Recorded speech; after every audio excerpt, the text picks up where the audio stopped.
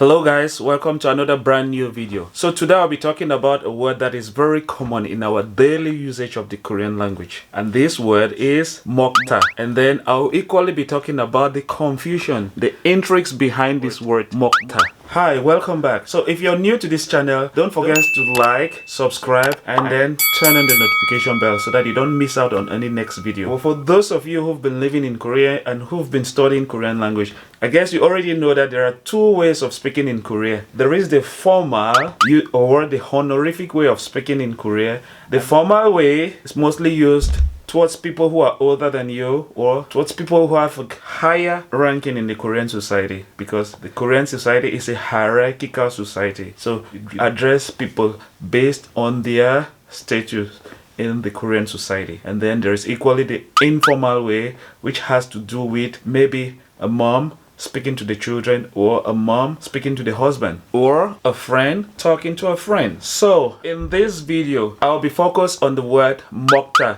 which simply translates to eat. And then I'll equally be focusing on when to use it in a formal way and equally in an informal setting. Mocta, when the action is taking place. You could say, Pap, moko iso. So for example, if you get a call from your mom, Mohe, Adil Mohe, and then your response might be, Pap, moko iso. And then your mom might respond, Chal mogo. So it simply translates to the fact that you're eating. The action is actually taking place. You're actually eating. So when you're actually eating, you would say, Pap, moko iso. But this is very informal, and it's when you're talking to somebody who is, like in this circumstance, it's the mom calling the son, and the son is, normally you should have a good relationship with your family. So you don't really have to be respectful towards your parents. But then people visiting your parents, that's when you would have to show that you're a respectful child. That's when you would have to be formal, even when speaking to your parents. But then when you're not having foreigners around, it's okay to be informal. It's okay to be casual with your parents. Then how do we use this word in a formal setting when the action is actually taking place? You could say, Pabi mogoyo, or Pap mogoyo. Or you could say, Pap moko isibmida. That is being very honorific. When you say Pabi or Pap mogoyo, you're being honorific but not very honorific. But when you say Pabi moko isibmida or Pap moko isibmida, that's being more formal, more honorific. What is the second circumstance to use this word when the action has already taken place? If you want to be informal, you could say mogoso. So let's take the previous example. You get a call from your mom, and your mom is asking, Pap mogoso? Mogoso. So this is a mom asking the son if the son has actually eaten. And the mom is like, Pap mogoso. You have to take note of the rising intonation. And then the son will respond with a flat intonation. Pap mogoso. Yes, I have eaten. So the mom was asking, have you eaten? And the son responded with, yes, I have eaten. This is being casual, being informal. It's not honorific. So how do we use this word now in a more honorific way? Pap mogosoyo. But if you want to be more honorific, you would not use the word Mocta. You would use shiksa. You would say shiksa hesoyo. Shiksa hashosmida. So for example, if you're working for a company and then your boss asks, the boss will be very informal. It's okay, he's your boss. Shiksa heso, you would respond with me shiksa hesimida or shiksa hashosmida. Word. What is the question form of the word Mocta? Pap mogoso is the question form with the rising intonation going up.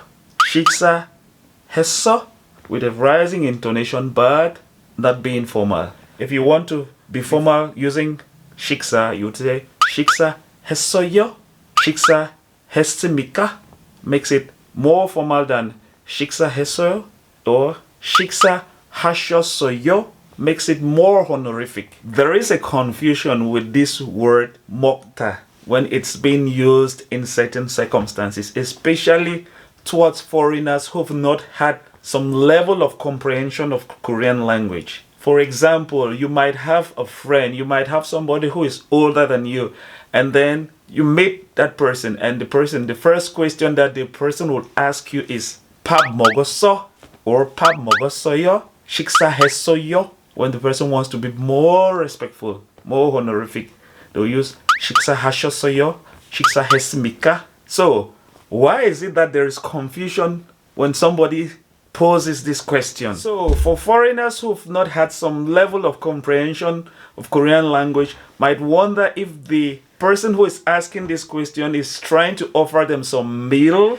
Did they want to buy them some food? Although the meaning seems unclear, it has nothing to do with buying you food. It is just a casual way of asking if you're doing well, if you've been taking good care of yourself, especially if the person has not seen you for a day or maybe a couple of days. It equally shows that the person has some interest in your well-being.